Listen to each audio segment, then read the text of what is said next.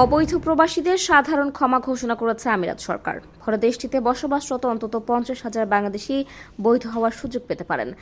সংবাদ মাধ্যমে প্রকাশিত প্রতিবেদনে বলা হয়েছে, সংযুক্ত আরব আমিরাতে অন্তত 50,000 অবৈধ বাংলাদেশি রয়েছেন, যাদের দেশটিতে বসবাসের মেয়াদ শেষ হয়ে গেছে। আগামী 1 সেপ্টেম্বর থেকে 2 মাসের জন্য এই ক্ষমা কার্যকর করা হবে। এতে কোনো প্রকার জরিমানা ছাড়াই বৈধতা লাভের সুযোগ থাকবে। এই আইন কার্যকর হওয়ার পর অবৈধ প্রবাসীরা যে কোনো নতুন স্পন্সর খুঁজে বৈধ হতে পারবেন, অথবা তারা চাইলে কোনো প্রকার জেল জরিমানা ছাড়া নিজ দেশে যেতে পারবেন।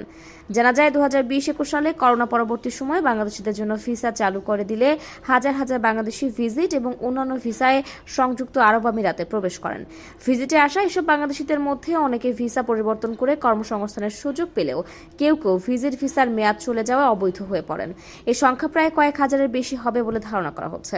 আমিরাতে 2018 সালের সাধারণ ক্ষমার সময় 50,000 বাংলাদেশি সুবিধা পেয়েছিলেন বলে জানিয়েছিলেন বাংলাদেশের তৎকালীন পররাষ্ট্রমন্ত্রী একে আব্দুল মোমেন।